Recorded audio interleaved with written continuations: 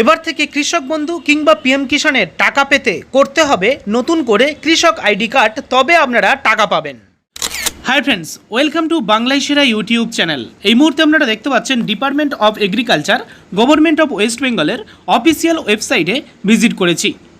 আপনারা হয়তো ইতিমধ্যে সকলে জেনে গিয়েছেন, বিভিন্ন কৃষি দপ্তর থেকে সরকারি ব্যানার প্রকাশ করে দিয়েছে, যে ব্যানারের মাধ্যমে সরকারি প্রকল্প, সরকারি টাকা, ভর্তুকি সহ ব্যাংক লোন পাওয়ার ক্ষেত্রে আপনাদের নতুন করে করতে হবে কৃষক আইডি কার্ড। এই কৃষক আইডি কার্ড আমাদের এই পশ্চিমবঙ্গে প্রথম করা হচ্ছে এমনটা নয়। বিজেপি যেসব রাজ্যে সরকার গঠন করেছে সেই সব রাজ্যে অলরেডি কিন্তু এই প্রকল্প চালু আছে, অর্থাৎ কৃষকদের আইডেন্টি কার্ড দেওয়া হয় বা সেই কার্ড করিয়ে দেওয়া হয়েছে। কিন্তু বর্তমানে আমাদের এই পশ্চিমবঙ্গে কেন কৃষকদের এই আইডি কার্ড করে দেওয়া হবে এবং কৃষকদের আইডি কার্ড করে নেওয়ার ক্ষেত্রে কেন জোর দিচ্ছে, ব্যানার প্রকাশ করছে রাজ্য সরকার, সেই বিষয়টা আপনাদের কাছে তুলে ধরব।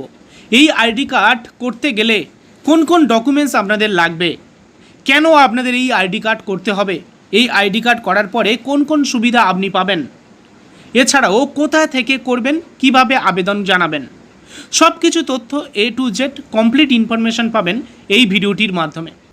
যেমন আপনারা দেখেছেন আধার কার্ডের ইউনিক আইডেন্টিফিকেশন নাম্বার, অর্থাৎ আধার কার্ডের নাম্বার থাকে, তেমন কৃষকদের এবারে সেই রকম একটি কার্ড করে দেওয়া হবে।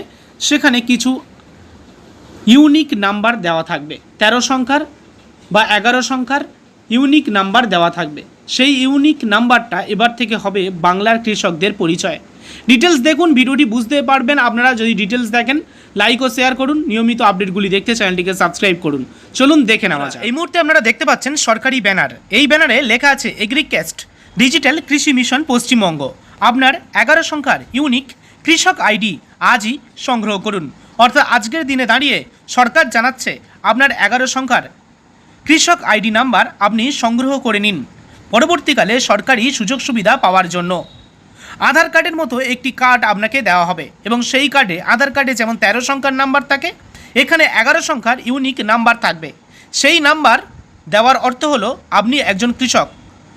পরবর্তী সময়ে সরকারের কাছে কৃষক হিসাবে পরিচিতি পাওয়ার ক্ষেত্রে এই 11 সংখ্যার ইউনিক নাম্বারের দ্বারা আপনি কিন্তু সরকারি সুযোগ সুবিধা পাবেন এবং কৃষক হিসাবে পরিচিতি পাবেন। এই 11 সংখ্যার ইউনিক আইডেন্টিফিকেশন নাম্বারের মধ্যে আপনার জমির তথ্য, আপনার তথ্য এবং জমির ল্যান্ডমার্ক, এছাড়াও জমির জিও ট্যাগিং, পজিশান, কোথায় অবস্থান করছে আপনার জমি, সব কিছু কিন্তু তথ্য আপলোড করা থাকবে। আপনার নাম্বার দিয়ে সার্চ করলে সরকারি আধিকারিক খুবই সহজে আপনার সহ আপনার সমস্ত জমির তথ্য পেয়ে যাবেন এবং সেই মতো আপনার প্রাপ্য প্রকল্প, টাকা, এছাড়া সরকারি সুযোগ সুবিধা, ভর্তুকি, ব্যাংক লোন সবই কিন্তু আপনি পেয়ে যাবেন। সেই কারণে এই কার্ড করে নেওয়ার ক্ষেত্রে এই মুহূর্তে রাজ্য সরকার উদ্যোগী হয়েছেন, কারণ অন্যান্য বিজেপি শাসিত রাজ্যে অলরেডি কৃষকদের এই কৃষক আইডি কার্ড তৈরি করা আছে। কিভাবে আপনি ফার্মার রেজিস্ট্রি করবেন বা এই ফার্মার রেজিস্ট্রি কী বা কৃষক রেজিস্ট্রি কী, এটা আপনাকে জানতে হবে। বলা হয়েছে ডিজিটাল এগ্রিকালচার মিশনের অধীনে এটি ভারত সরকার ও রাজ্য সরকারের একটি যৌথ উদ্যোগের মাধ্যমে পশ্চিমবঙ্গের প্রকৃত কৃষকদের পরিচয় এবং চাষের জমির বিবরণকে সুরক্ষিতভাবে ডিজিটাল মাধ্যমে এক ছাতার তলায় আনা হচ্ছে। অর্থাৎ এই রেজিস্ট্রেশনের মাধ্যমে ডিজিটাইজেশন করা হচ্ছে, সরকারি পোর্টালে আপনার সমস্ত তথ্য আপলোড করা হবে। আশা করি আমি কি বললাম আপনি বুঝতে পারলেন। এবারে দেখুন, বলা হয়েছে রেজিস্ট্রেশনের প্রধান সুবিধাগুলো কি কি। রেজিস্ট্রেশন কি সেটা আপনি বুঝতে পারলেন এবং রেজিস্ট্রেশন করার পরে আপনি কোন কোন সুবিধা পাবেন। রেজিস্ট্রেশন করার পরে প্রথম যে সুবিধা আপনি পাবেন সেটা হলো কেসিসির সুবিধা, অর্থাৎ ব্যাংক থেকে চাষের লোনের জন্য আর বারবার সংশ্লিষ্ট অফিসে যেতে হবে না। কৃষি দপ্তরের অফিসে কিংবা আপনাদের অন্যান্য অফিসে ছুটতে হয়।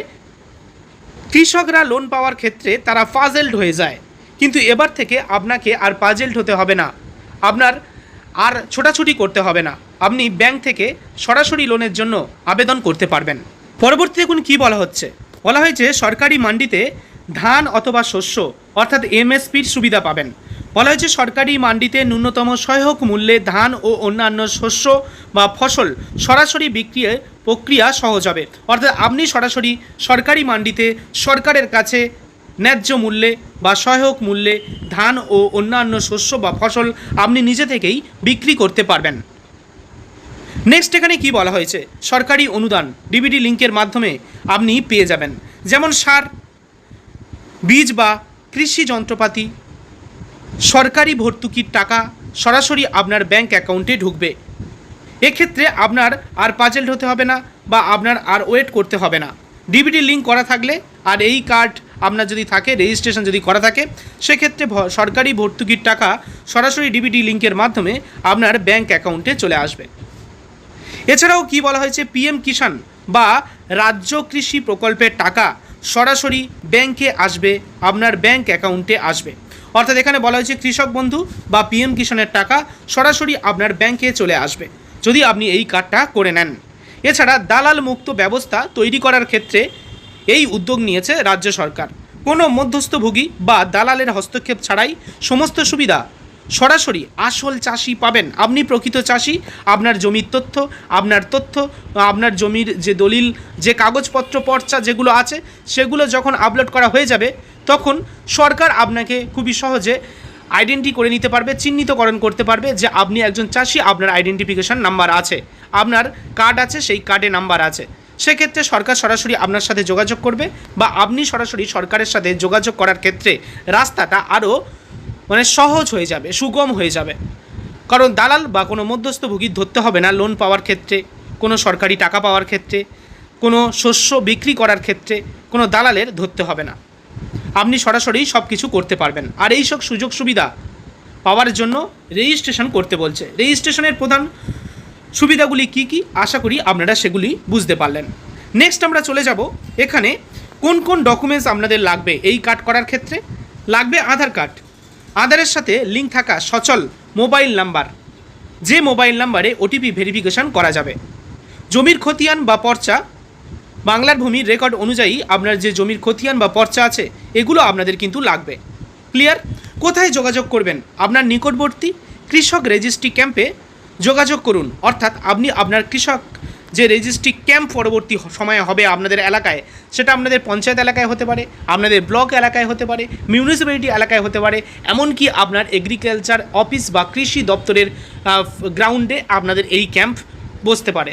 যেমন দুয়ারে সরকার, জনকল্যাণ শিবির হয়, তেমনই কিন্তু এই শুধুমাত্র পিএম কিষাণ এবং কৃষক বন্ধুদের জন্য আলাদা একটি ক্যাম্প হবে, যে ক্যাম্প থেকে সরাসরি আপনাদের সেই আইডি কার্ডটা করে দেওয়া হবে।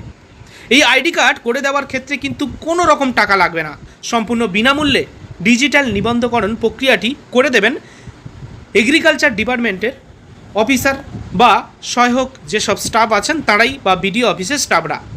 আপনার সমস্ত তথ্য কিন্তু সুরক্ষিত থাকবে।